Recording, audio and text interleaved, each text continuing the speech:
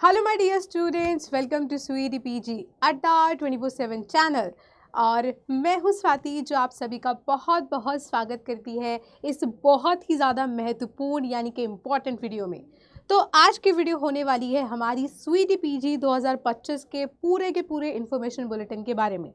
तो भैया वैसे तो वो अच्छा खासा बल्कि 70 पेजेस का इन्फॉर्मेशन बुलेटिन है, लेकिन आज की 10 मिनट में मैं आपको द मोस्ट इंपॉर्टेंट पॉइंट्स जो आपको पता होने चाहिए, मैंने पेज नंबर्स निकाल रखे हैं, उसके अकॉर्डिंगली हम यहाँ पे डिस्कस करने वाले हैं। तो अगर आप सभी नए हैं चैनल पे तो चैनल को सब्सक्राइब ज़रूर कर लें और वीडियो को लाइक ज़रूर करें अगर आपको इससे कुछ हेल्प मिलती है तो। चलिए तो शुरुआत करते हैं। आज A to Z इन्फॉर्मेशन हम पूरी की पूरी एक ही वीडियो में यहाँ पे कवर अप करने वाले हैं। तो भैया पहले बात कर लेते हैं इन्फॉर्मेशन बुलेटिन मिलेगा कहाँ से। तो ये आप लोगों की जो है ऑफिशियल वेबसाइट है। ऑफिशियल वेबसाइट पे ही यहाँ पे एक इम्पॉर्टेंट वर्ड है, that is called as information bulletin. ठीक है, तो इस प्रकार आपको जो है ये इन्फॉर्मेशन बुलेटिन डाउनलोड हो जाएगा। मैंने आप सभी के लिए, आपकी सहूलियत के लिए इन्फॉर्मेशन बुलेटिन को यहाँ डाउनलोड करके ऑलरेडी रखा हुआ है। और यहाँ पे मैं सारी की सारी चीज़ें आपको जो है पेज वाइज इंपॉर्टेंट चीज़ें बताने वाली हूँ। ठीक है, चलिए तो शुरुआत करते हैं सारी इंपॉर्टेंट चीज़ों के बारे में। यहाँ पेज दर पेज बात करते चलेंगे और आप चाहें तो उनको अपनी तरफ से भी जो है लिख करके रख सकते हैं। चलिए तो सबसे पहले हम बात कर लेते हैं हमारे पेज नंबर 3 के बारे में, जहाँ पे आपको सारी की सारी चीज़ें गिवन है। हाँ जी, so this is the page number 3 जो कि आप ऊपर देख रहे हो यहाँ पर। अब यहाँ पे आपको सारी चीज़ें जो गिवन है, इसमें मैं आपको बता देती हूँ क्या क्या चीज़ें दे रखी हैं। यहाँ पे दे रखा है आपके सारे के सारे एग्जामिनेशंस के बारे में। जैसे ये लिखा है आपका मोड ऑफ एग्जामिनेशन क्या होने वाला है, मीडियम ऑफ क्वेश्चन यहाँ पे क्या होने वाला है। जस्ट अ सेकेंड, चलिए सो यहाँ पे आपका दे रखा है कि मीडियम ऑफ एग्जामिनेशन क्या होने वाला है, स्ट्रक्चर ऑफ क्वेश्चन पेपर क्या होगा। तो सारी चीज़ें डिस्कस करेंगे, कौन कौन से यहाँ पे यूनिवर्सिटी आ रही है, क्या आपका पेपर कोड है और क्या आपकी मार्किंग स्कीम रहने वाली है। उसके साथ ही यहाँ पे एलिजिबिलिटी क्वालिफिकेशन का यहाँ पे पेज दे रखे हैं, उसके अकॉर्डिंगली भी अगर आप चेक करना चाहते हैं तो चेक कर सकते हैं। चलिए तो हम अपने नेक्स्ट इंपॉर्टेंट पेज की तरफ चलते हैं, विच इज़ पेज नंबर 6। तो यहाँ पे आप अपने अकॉर्डिंग अगर कुछ और भी पढ़ना चाहते हैं तो वो भी आप यहाँ पे चेक कर सकते हैं। ठीक है, चलिए तो हम चलते हैं अपने पेज नंबर 6 पर।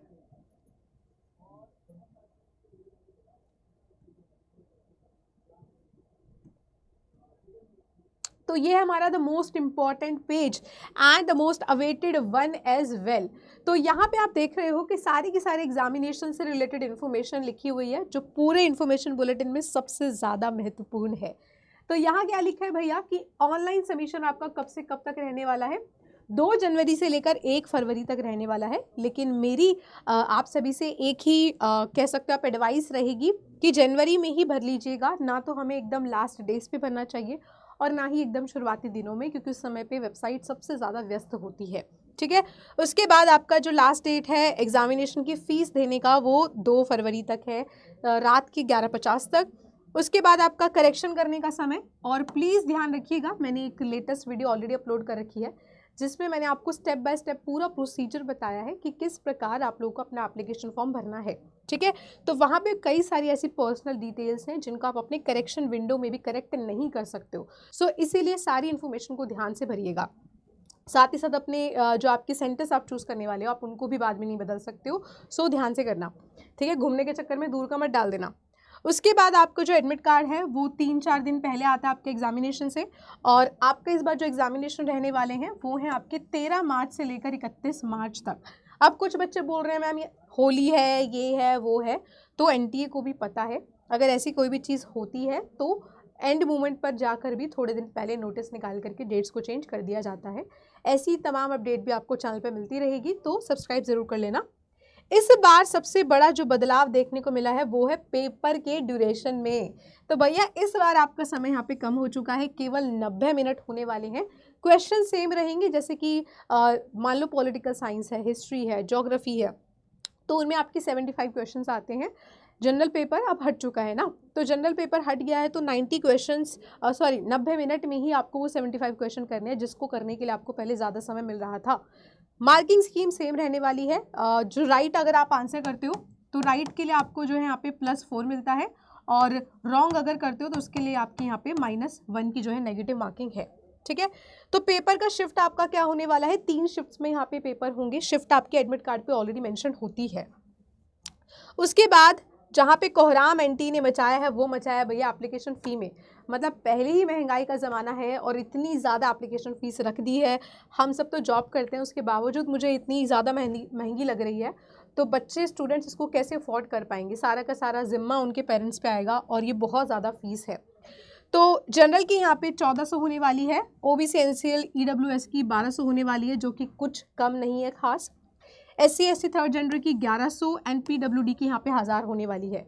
अगर आप एडिशनल पेपर देते हो, मान लो कि आप 3 पेपर में देना चाहते हो, तो आप लोगों को पर पेपर के हिसाब से इतनी फीस ऐड ऑन होती चली जाएगी। और ये वो है, इनके लिए है जो कि इंडिया से बाहर के बच्चे जो हैं अप्लाई करते हैं। साथ ही साथ यहाँ पे काफ़ी बच्चों को कन्फ्यूजन है कि क्या मैम एक पेपर के लिए 700 है? जी नहीं, एक पेपर के लिए भी आपकी यही है और इसी फीस में आप मैक्सिमम 2 पेपर दे सकते हैं। और अगर हम बात करें पूरे सुईटी पीजी की कि मैक्सिमम कितने पेपर दे सकते हैं, तो टोटल अगर आप किसी पेपर्स में अपीयर करना चाहते हो तो वो आपके 4 हैं। मतलब मैक्सिमम एक कैंडिडेट यहाँ पे 4 अलग अलग पेपर्स में जो है अपीयर कर सकता है। चलिए, तो ये सब कैसे करना है ये सब भी मैंने अपनी जो है फॉर्म फिलिंग वाले वीडियो में बता रखा है। तो नेक्स्ट अपने इंपॉर्टेंट पेज पे चलते हैं, विच इज़ पेज नंबर 10। चलिए, तो चलते हैं पेज नंबर 10 पर। तो यहाँ पे क्या दे रखा है, यहाँ पे दे रखा है आपका एडमिट कार्ड वगैरह से रिलेटेड चीज़ें कि क्या क्या चीज़ें कैसी होनी चाहिए। जैसे कि यहाँ पे लिखा है कि ऑल कैंडिडेट्स शैल इंश्योर की जो इन्फॉर्मेशन है, चाहे आपकी डेट ऑफ बर्थ है, फादर मदर का नेम है, तमाम चीज़ें, वो सब चीज़ें ऑलरेडी करेक्ट हों, बिकॉज करेक्शन विंडो में उनको ठीक करने का जो है ऑप्शन नहीं होता है। साथ ही साथ candidates are not allowed to carry the instruments, यानी कि पेपर में आप लोगों को ये सारी चीज़ें जो है कैरी करना अलाउड नहीं है। पेंसिल बॉक्स हो गया, डिजिटल वॉच हो गया, या फिर नॉर्मल वॉच भी अलाउड नहीं होती है। और बाकी electronic watches, tape recorder, calculator, कुछ भी इस्तेमाल करना अलाउड नहीं होता। मोबाइल वगैरह सब लोग आपका बाहर ही हो जाता है और सेंटर्स पे डिपेंड करता है कि अगर सेंटर अच्छा होता है तो वहाँ पे जो है सुविधा होती है जमा कराने की, अदरवाइज़ आपको आसपास के किसी शॉप्स वाले के पास रख के जाना पड़ता है अपनी ज़िम्मेदारी के ऊपर। तो अच्छा होगा कि अगर आप किसी फ्रेंड वगैरह को ले जाएं जिसको आप थोड़े समय के लिए बाहर दे दें अपना सामान, क्योंकि बहुत इंपॉर्टेंट है और बिना मोबाइल के तो आप लोग नहीं जा सकते हो पेपर देने। ठीक है, कोई भी बैग्स वगैरह कुछ भी अलाउड नहीं होंगे यहाँ पे। उसके बाद अगर हम नेक्स्ट इंपॉर्टेंट पेज पे चलें, दैट इज पेज नंबर 13। चलिए, तो पेज नंबर 13 की बात करें तो यहाँ पे आपके एग्जामिनेशन के बारे में मेंशन है कि आपका एग्जामिनेशन कंप्यूटर बेस्ड होने वाला है, CBT मोड होने वाला है। जो मीडियम है इसको लेकर भी बहुत ज़्यादा प्रश्न मेरे पास आ रहे हैं कि मैम प्रश्नों का माध्यम क्या होगा।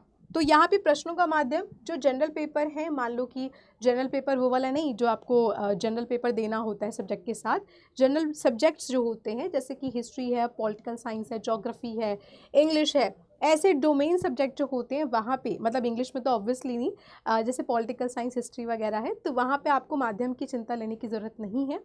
पेपर शुरू करते समय आपको माध्यम चूज़ करने का ऑप्शन आता है और ड्यूरिंग द पेपर भी, मान लो आपने इंग्लिश चूज़ किया था बट आपको कोई प्रश्न समझ नहीं आ रहा है तो ऊपर ही ऑप्शन होता है चेंज करने का, आप उस पर्टिकुलर क्वेश्चन को हिंदी में करके देख सकते हैं। ठीक है, तो इस तरीके के नॉर्मल डोमेन वाले सब्जेक्ट इंग्लिश और हिंदी दोनों लैंग्वेजेस में रहते हैं, एक्सेप्ट एक्सेप्शंस, जैसे कि ऑब्वियसली आचार्य पेपर्स जो हैं हिंदू स्टडीज़ वगैरह की, तो वो ऑब्वियसली जिस पर्टिकुलर लैंग्वेज में पढ़ाए जाते हैं उसी में यहाँ पे आएगा। ठीक है, और इंग्लिश के पेपर को भी आप ये नहीं बोल सकते कि हिंदी में करके दिखा दीजिए। उसके बाद बात कर लेते हैं कुछ और चीज़ों की, जैसे कि यहाँ पे लिखा है papers for humanities, sciences and common subject दोनों भाषा में होंगे, लेकिन जैसे कि आचार्य पेपर है, बुद्धा दर्शन है, ये सारे आपके पेपर पर्टिकुलर लैंग्वेज में ही होंगे। एमटेक और हायर साइंसेस के जो पेपर होंगे वो यहाँ पे केवल और केवल इंग्लिश में होने वाले हैं, क्योंकि पढ़ाई भी जो है इंग्लिश में ही यहाँ पे करवाई जाती है। हालांकि पढ़ाई यहाँ पे जो है ज़्यादातर वेस्टर्न थीम्स आपको पढ़ाते हैं तो इंग्लिश में वो रीडिंग्स होती हैं, but still you have options in common subject में अपना पेपर पीजी में भी हिंदी में लिखने के लिए। ठीक है, तो ये एक्सेप्शंस आप लोगों को जो है ध्यान में रखने हैं। उसके बाद ड्यूरेशन ऑफ द पेपर यहाँ पे कितना होने वाला है मैंने आपको बता दिया है, 90 मिनट। और सभी जो कॉमन डोमेन सब्जेक्ट्स आपके होते हैं उसमें आपके questions will be of 75 questions, और ऑल जो होंगे वो सारे के सारे आपके डोमेन से होंगे। मतलब पॉलिटिकल साइंस का पेपर है तो सारे पॉल साइंस से होंगे, हिस्ट्री का पेपर है तो सारे हिस्ट्री से होंगे। ठीक है, उसके साथ साथ यहाँ पे मार्किंग स्कीम को मेंशन कर दिया गया है, जो कि पहले मेंशन कर पाने में थोड़ी सी क्लैरिटी नहीं थी जब एनटीए का नोटिफिकेशन आया था रिकमेंडेशंस वाला। तो यहाँ पे हर एक क्वेश्चन 4 मार्क्स का होगा और 4 मार्क्स मिलेंगे सही के लिए, 1 डिडक्ट हो जाएगा आपका टोटल स्कोर में से अगर आपने कोई अटेम्प्ट किया है और वो आंसर आपका यहाँ पे गलत है। ठीक है, चलिए तो नेक्स्ट हमारा इंपॉर्टेंट जो पेज है दैट इज पेज नंबर 13।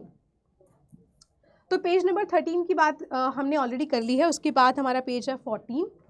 यहाँ पे क्या है, यहाँ पे सारे के सारे आपके पेपर कोड्स दे रखे हैं, तो आप सभी अपने पेपर कोड्स को यहाँ पे चेक कर सकते हो। ये पेपर कोड है और ये आपका ओरिजिनल सब्जेक्ट का नाम है। ठीक है, हर एक पेपर के लिए जितने भी पार्टिसिपेटिंग पेपर हैं यहाँ पे हर एक के लिए अलग अलग कोड यहाँ पे दे रखा है, जैसे कि you can check them all, हर एक चीज़ का है। ठीक है, तो यहाँ पे तमाम तरीके के कोड्स आपको देखने को मिलेंगे और आपको अपने पेपर का कोड हमेशा याद रखना है। ठीक है, चलिए तो इस प्रकार से आपको सारे के सारे कोर्स देखने को मिल जाएंगे, चाहे वो हिस्ट्री है, पॉल साइंस है या फिर कोई भी अदर जो है आपके पेपर्स होने वाले हैं। चलिए अब बात करते हैं एलिजिबिलिटी की एंड क्वालिफिकेशंस की। तो यहाँ पे एक बेसिक सी जो थिंग सबके दिमाग में ऑलरेडी पता ही होनी चाहिए, दैट इज़ बैचलर्स की डिग्री, यानी कि यूजी आपकी कंप्लीटेड हो। लेकिन ऑब्वियसली यहाँ पे कई सारे ऐसे तमाम बच्चे हैं जो 5th सेमेस्टर का एग्जामिनेशन दे रहे हैं और 6th सेमेस्टर देने वाले हैं। तो सबसे बड़ा प्रश्न है कि मैम क्या हम भर सकते हैं? अरे भैया आप ही लोगों के लिए है, ये भर सकते हो, बिल्कुल भर सकते हो। मैंने फॉर्म भरते समय भी आपको बताया था, वहाँ 2 ऑप्शंस हैं, one is appearing and one is past. तो जो ऑलरेडी अभी पेपर दे रहे हैं 5th सेमेस्टर में है वो अपना अपीयरिंग चूज़ करेंगे, और जो ऑलरेडी पास्ट हैं जिन्होंने 1-2 साल का गैप ले रखा है या पहले यूजी हो चुकी है वो पास्ट का ईयर जो है वहाँ पे सेलेक्ट कर लेंगे। ठीक है, और बैचलर डिग्री का मतलब वही है, अपीयरिंग हो या फिर पास्ट हो। साथ ही साथ कई सारी अलग अलग यूनिवर्सिटीज़ की अलग अलग एलिजिबिलिटी होती है डिफरेंट पेपर्स को लेकर। जैसे बात कर लें पॉलिटिकल साइंस की, तो जेएनयू की eligibility is different for political science MA के लिए, एंड ड्यू की एलिजिबिलिटी इज़ डिफरेंट। तो उसके लिए आपको हर एक पर्टिकुलर यूनिवर्सिटी जो आप टारगेट कर रहे हो उसकी इंफॉर्मेशन बुलेटिन में उसका क्राइटेरिया पढ़ना पड़ेगा। ठीक है, तो जैसे ही इस साल का क्राइटेरिया यहाँ पे मतलब कि इंफॉर्मेशन बुलेटिन आ जाएगी ऑफिशियल वेबसाइट्स पे, वो भी मैं आपके लिए लेकर के आऊँगी इसी चैनल पे। ठीक है, बाकी मैंने पुरानी भी बता रखी हैं कई सारी। बाकी यहाँ पे कोई खास ज़्यादातर सब्जेक्ट्स में कोई स्पेसिफिक एज क्राइटेरिया है नहीं, बाकी यूनिवर्सिटी पे भी डिपेंड करेगा वो। ठीक है, चलिए तो यहाँ पे हम अपना जो नेक्स्ट इंपॉर्टेंट चीज़ डिस्कस कर लेते हैं, दैट इज़ पेज नंबर 19 हमने ऑलरेडी डिस्कस कर लिया है। We have page number 26, page number 26। So 26 में आपको मैंने ऑलरेडी बता दिया कि पेपर यहाँ पे 3 शिफ्ट के होने वाले हैं और आपका शिफ्ट कौन सा होगा वो आपके एडमिट कार्ड पे ऑलरेडी मेंशन कर दिया जाएगा। ठीक है, उसके बाद नेक्स्ट पेज वी हैव 43।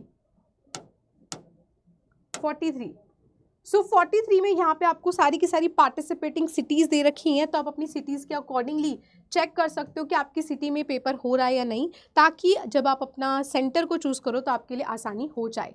ठीक है, नेक्स्ट पेज वी हैव 54। तो 54 में यहाँ पे बता रखा है कि किस प्रकार से कंप्यूटर बेस्ड पेपर होता है। कई सारे बच्चे ऐसे हो सकते हैं जिन्होंने कभी पेपर ना दिया हो पहले कंप्यूटर बेस्ड टाइप में, तो कुछ इस प्रकार से आपकी चीज़ें यहाँ पे रहती है। जैसे कि आप देख रहे हो ये लिखा है आपका स्टूडेंट लॉगिन, उसके बाद इस प्रकार से आपका पूरा नेम आएगा। वैसे वहाँ पे पूरी टीम होती है आपको हेल्प करने के लिए। ठीक है, ये कुछ जनरल इंस्ट्रक्शंस हैं। तो ये 4 कलर्स आपको थोड़े से समझने आने चाहिए। ब्लैंक या फिर वाइट का मतलब होता है कि आपने क्वेश्चन को अभी विजिट ही नहीं किया है। रेड का होता है कि आपने क्वेश्चन रीड कर लिया लेकिन आंसर नहीं किया, आप मूव ऑन हो गए नेक्स्ट पे। ग्रीन का मतलब है आपने आंसर कर लिया है। पर्पल का मतलब है कि you have not answered the question but have mark the question for review. जैसे ही आपको लग रहा है कि नहीं मुझे सी और डी में कन्फ्यूजन है, तो आपने उसको मार्क कर दिया लेकिन अभी आपने आंसर नहीं किया है। और लास्ट ऑप्शन का मतलब है कि आपने आंसर कर दिया है बट आप स्टिल श्योर नहीं हो, आप उसको बाद में चेंज कर सकते हो या फिर बाद में दोबारा देखना चाहोगे, समय बच गया तो इन दोनों में डिफरेंस क्या है? यहाँ पे आपने क्वेश्चन पढ़ लिया लेकिन केवल मार्क किया है विदाउट आंसर करे हुए। इसमें आपने क्वेश्चन को आंसर करके उसको रिव्यू के लिए मार्क किया है। ठीक है, and that's it for today. I hope आप सभी को बहुत मदद मिली हो, और साथ ही साथ अगर आप अपनी प्रिपरेशन को और बेहतर बनाना चाहते हो, बढ़िया बनाना चाहते हो एकदम, तो आप हमारे वेबसाइट पे भी जा सकते हो। तमाम कोर्सेज हम लोग यहाँ पे जो है प्रोवाइड आप लोगों को करवाते हैं। तो यहाँ पे आप जब हमारी अड्डा की वेबसाइट पे जाएंगे तो ऑल कोर्सेज में जाने के बाद you will go to UG and PG entrance exam.